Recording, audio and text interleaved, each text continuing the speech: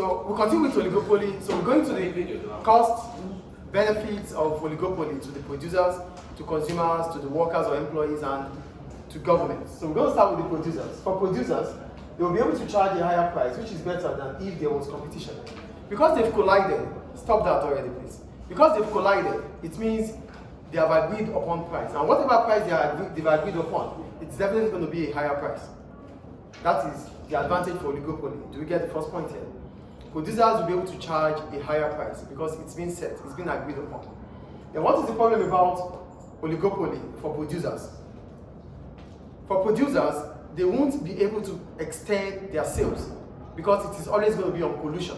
They've already collided to agree on the limits of outputs they have to sell. So because they've agreed on that, doing more than that means you are cheating. And that is one of the problems we have. That is one of the ways in which effectiveness of oligopoly must be intact. So for effectiveness of oligopoly, we must always prevent cheating. So going against this brings about cheating. That means the collision would never be effective. So that is the problem about oligopoly for producers. They cannot extend the numbers of their output.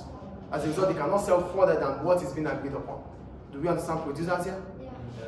Then go to consumers. Okay, consumers. Yeah, for consumers, the roundup about consumers is this. Consumers, they will have a fixed price. Wait a minute. They have to stick with the formal agreement with the cartel. Yeah. Okay. So that means you cannot increase whatever you have to sell. Yeah. Except if it was agreed upon. So for consumers are the buyers, right or no? Hello, I'm here. Yes. Consumers are the buyers. So what is the advantage for consumers?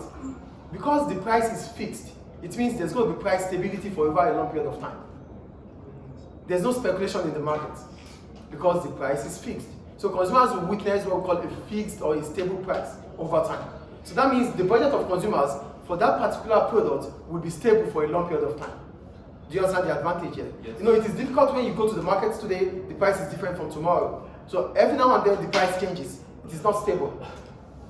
Lack of stability puts consumers into a disadvantaged position because they wouldn't know what the price will be tomorrow. So there's stability. Hello, stop that already and focus. There's stability about price. Do you understand? And that is an advantage for consumers. But what is the problem about oligopoly for consumers? Because the prices are stable and the numbers of goods that can be produced is limited, and also there are few firms in the market, so consumers are vulnerable. One, they cannot choose because there are few firms in the market. Two, they can only buy at the price being stated in the cartel or through collision. So it means consumers might pay a higher price for the product. Do you get it? Consumers are vulnerable because they cannot choose. Based on the fact that there are few firms in the market, they cannot increase whatever they want to buy because it is limited and the prices are always increasing. The prices are high. It's not always increasing, but the prices are high. Do you understand? So that's for consumers. Then for the workers, because it's a market where we have few large firms dominating, it means those firms are probably making supernormal profits. So there's no the incentive to leave the market. So firms in oligopolistic competition, they are likely to stay for a long period of time in that market. So they are not likely to leave the industry. As a result of that, workers that work for them are likely to have stability in jobs.